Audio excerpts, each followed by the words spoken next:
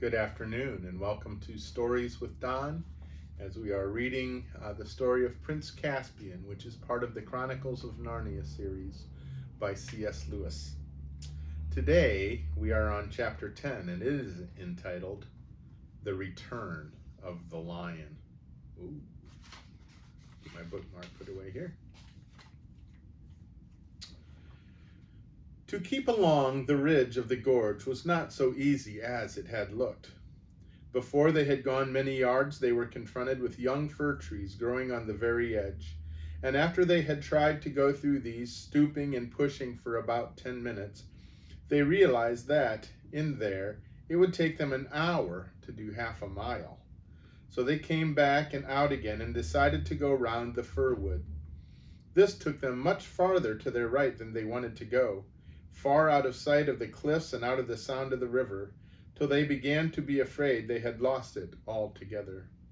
Nobody knew the time, but it was getting to the hottest part of the day. When they were able at last to go back to the edge of the gorge, nearly a mile below the point from which they had started, they found the cliffs on their side of it a good deal lower and more broken.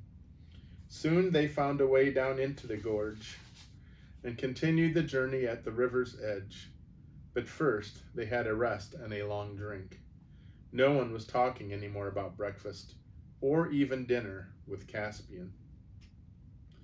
They may have been wise to stick to the rush instead of going along the top. They kept them sure of their direction, and ever since the fir wood, they had all been afraid of being forced too far out of their course and losing themselves in the wood. It was an old and pathless forest, and you could not keep anything like a straight course in it. Patches of hopeless brambles, fallen trees, boggy places, and dense undergrowth would always be getting in your way. But the gorge of the Rush was not at all a nice place for traveling either. I mean, it was not a nice place for people in a hurry. For an afternoon's ramble ending in a picnic tea, it would have been delightful.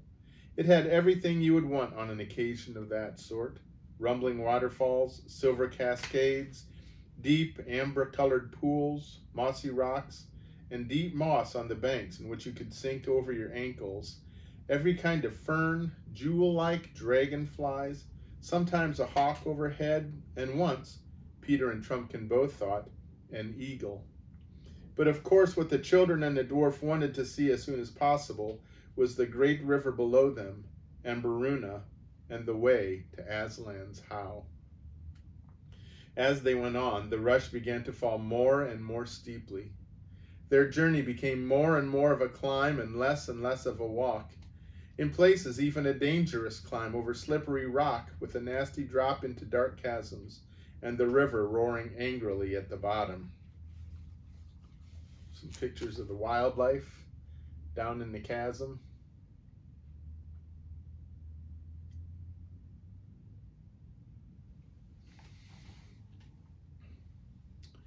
You may be sure they watched the cliffs on their left eagerly for any sign of a break, or any place where they could climb them, but those cliffs remained cruel.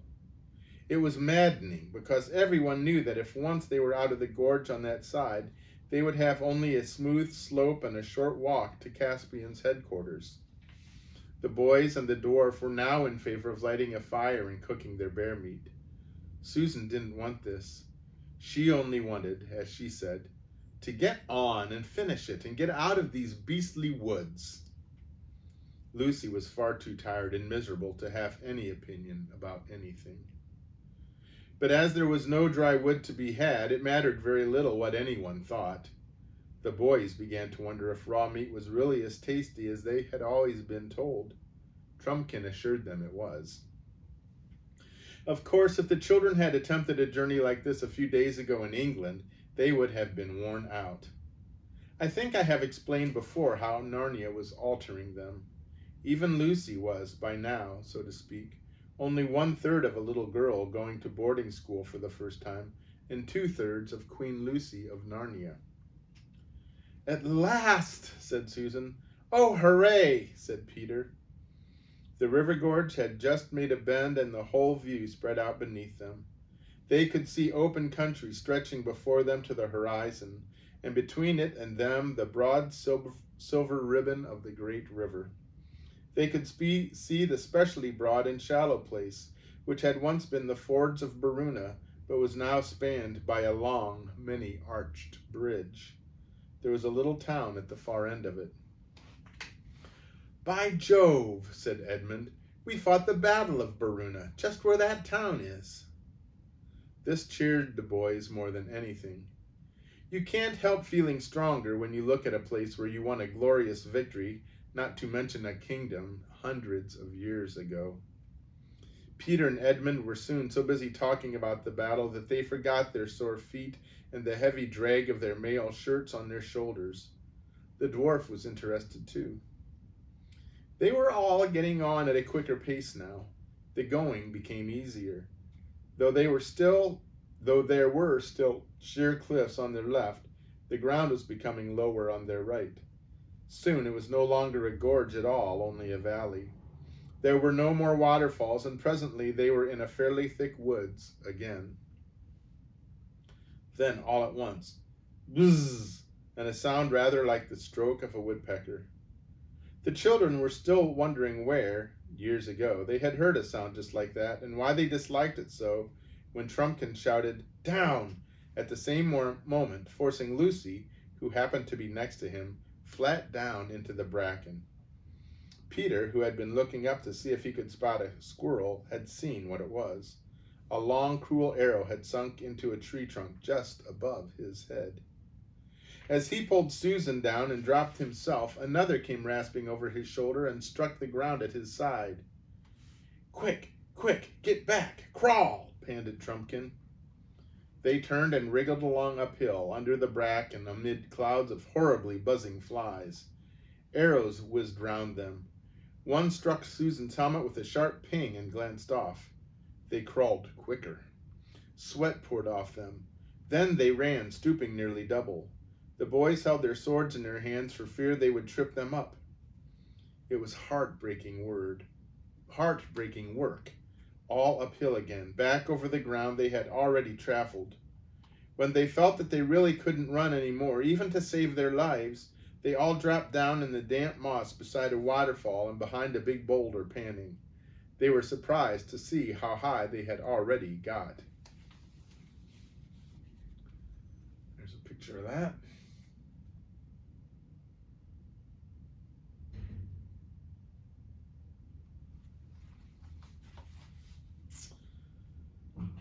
They listened intently and heard no sound of pursuit. "So, that's all right," said Trumpkin, drawing a deep breath. "They're not searching the wood. Only sentries, I expect. But it means that Miraz has an outpost down there. Bottles and battledores, though. It was a near thing." "I ought to have my head smacked for bringing us this way at all," said Peter. "On the contrary, your majesty," said the dwarf. "For one thing, it wasn't you, it was your royal brother, King Edmund, who first suggested going by Glasswater." "I'm afraid the DLF's right," said Edmund, who had quite honestly forgotten this, ever since things had begun going wrong. "And for another," continued Trumpkin, "if we'd gone my way, we'd have walked straight into that new outpost, most likely, or at least had the same trouble avoiding it. I think this Glasswater route has turned out for the best." "A blessing in disguise," said Susan. "Some disguise," said Edmund. "I suppose we'll have to go right up the gorge again now," said Lucy. "Lou, you're a hero," said Peter. "That's the nearest you've got today to saying, 'I told you so.' Let's get on." "And as soon as we're well up into the forest," said Trumpkin, "whatever anyone says, I'm going to light a fire and cook supper. But we must get well away from here." There is no need to describe how they toiled back up the gorge. It was pretty hard work, but oddly enough, everyone felt more cheerful. They were getting their second wind, and the word supper had had a wonderful effect. They reached the fir wood which had caused them so much trouble while it was still daylight, and bivouacked in a hollow just above it. It was tedious gathering the firewood, But it was grand when the fire blazed up and they began producing the damp and smeary parcels of bear meat, which would have been so very unattractive to anyone who had spent the day indoors. The dwarf had splendid ideas about cookery. Each apple, they still had a few of these, was wrapped up in bear's meat, as if it was to be an apple dumpling with meat instead of pastry, only much thicker, and spiked on a sharp stick and then roasted. And the juice of the apple worked all through the meat, like applesauce with roast pork. Bear that has lived too much on other animals is not very nice, but bear that has had plenty of honey and fruit is excellent, and this turned out to be that sort of bear. It was a truly glorious meal. And of course, no washing up, only lying back and watching the smoke from Trumpkin's pipe and stretching one's tired legs and chatting. Everyone felt quite hopeful now about finding King Caspian tomorrow and defeating Miraz in a few days. It may not have been sensible of them to feel like this, but they did. They dropped off to sleep one by one, but all pretty quickly. Lucy woke out of the deepest sleep you can imagine, with the feeling that the voice she liked best in the world had been calling her name.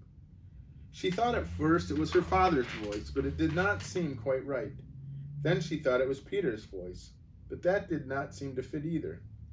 She did not want to get up, not because she was still tired. On the contrary, she was wonderfully rested, and all the aches had gone from her bones, but because she felt so extremely happy and comfortable. She was looking straight up at the Narnian moon, which is larger than ours, and at the starry sky, for the place where they had bivouacked was comparatively open.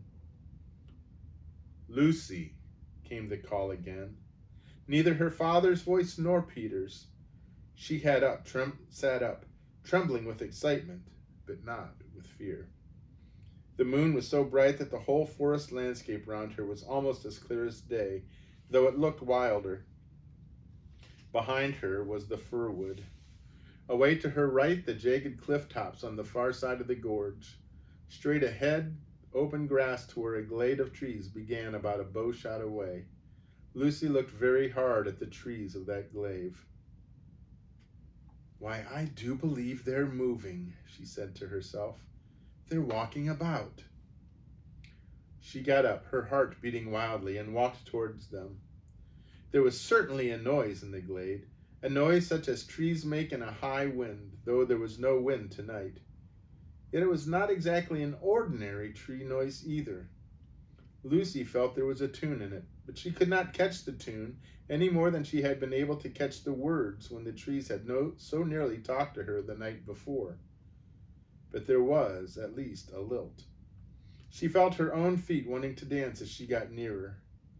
And now there was no doubt that the trees were really moving in and out through one another as if in a complicated country dance. And I suppose, thought Lucy, when trees dance, it must be very, very country dance indeed. She was amongst them now. The first tree she looked at seemed at first glance not to be a tree at all, but a huge man with a shaggy beard and great bushes of hair. She was not frightened. She had seen such things before. But when she looked again, he was only a tree, though he was still moving. You couldn't see whether he had feet or roots, of course, because when trees move, they don't walk on the surface of the earth. They wade in it, as we do in water. The same thing happened with every tree she looked at. At one moment they seemed to be the friendly, lovely giant and giantess forms which the tree people put on when some good magic has called them into full life. Next moment they all looked like trees again. But when they looked like trees, it was like strangely human trees.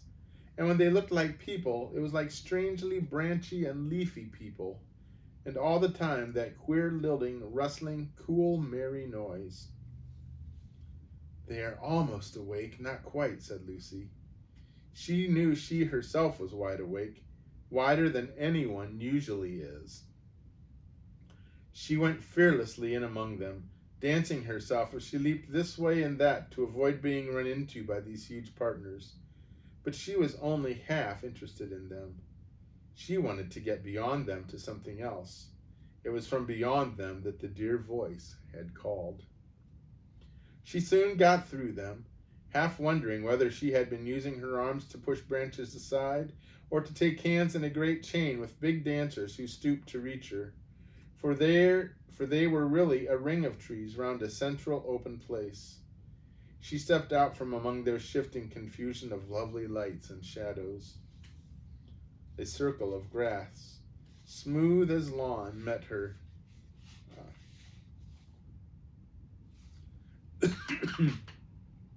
Met her eyes, with dark trees dancing all around it. And then, oh joy! For he was there, the huge lion, shining white in the moonlight with his huge black shadow underneath him. Here's a picture of Lucy amongst the trees.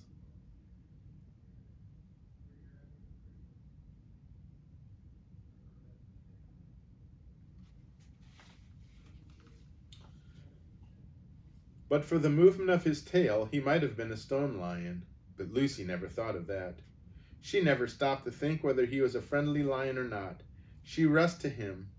She felt her heart would burst if she lost a moment, and the next thing she knew was that she was kissing him and putting her arms as far around his neck as she could and burying her face in the beautiful rich silkiness of his mane. Aslan, Aslan, dear Aslan, sobbed Lucy, at last. The great beast rolled over on his side so that Lucy fell, half sitting and half lying between his front paws. He bent forward and just touched her nose with his tongue. His warm breath came all round her. She gazed up into the large, wise face.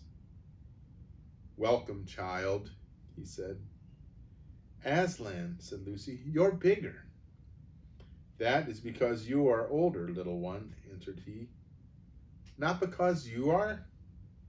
"I am not, but every year you grow, you will find me bigger."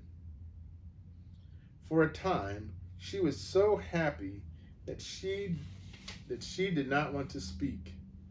But Aslan spoke. "Lucy," he said, "we must not lie here for long. You have work in hand, and much time has been lost today." "Yes, wasn't it a shame?" said Lucy. "I saw you all right. They wouldn't believe me. They're all so—" From somewhere deep inside Aslan's body there came the faintest suggestion of a growl. "I'm sorry," said Lucy, who understood some of his moods. "I didn't mean to start slanging the others. But it wasn't my fault anyway, was it?" The lion looked straight into her eyes. "Oh, Aslan," said Lucy, "you don't mean it was? How could I couldn't have left the others and come up to you alone. How could I?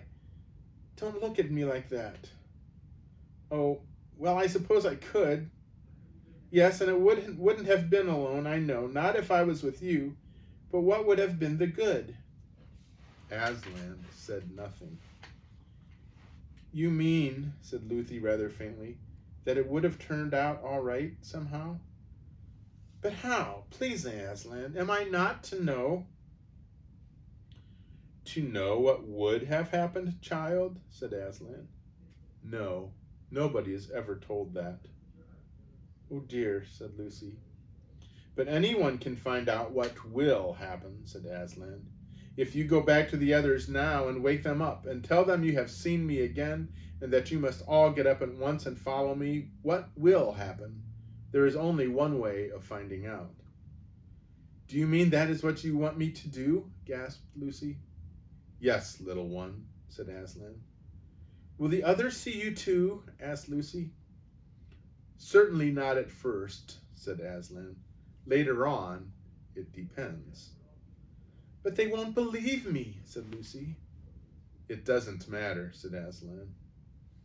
Oh dear," said Lucy.